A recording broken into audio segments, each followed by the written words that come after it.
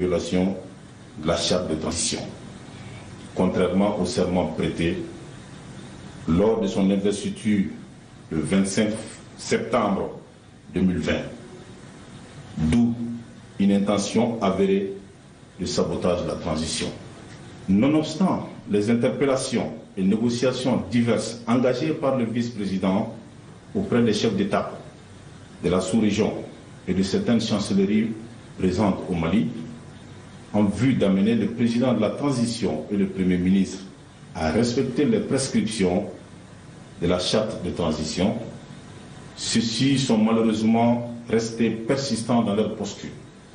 Ainsi, de par le serment prêté, en même temps que le président de la transition est tenu par l'engagement patriotique pris devant le peuple malien ainsi que devant les forces de défense et de sécurité, le vice-président de la transition s'est vu dans l'obligation d'agir pour préserver la charte de transition et de défendre la République en vue de mettre hors de leurs prérogatives le président et son Premier ministre ainsi que toutes les personnes impliquées dans la situation.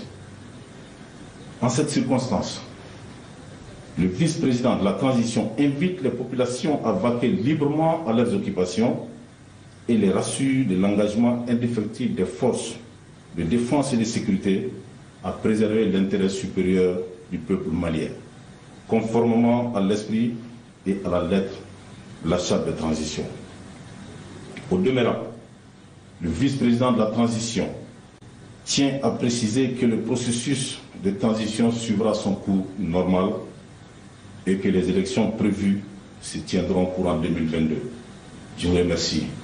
Fer Bamako, le 25 mai 2021.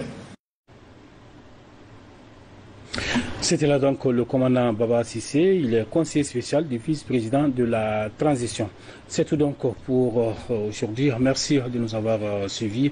Bonne fête de l'Afrique à toutes et à tous. Au revoir.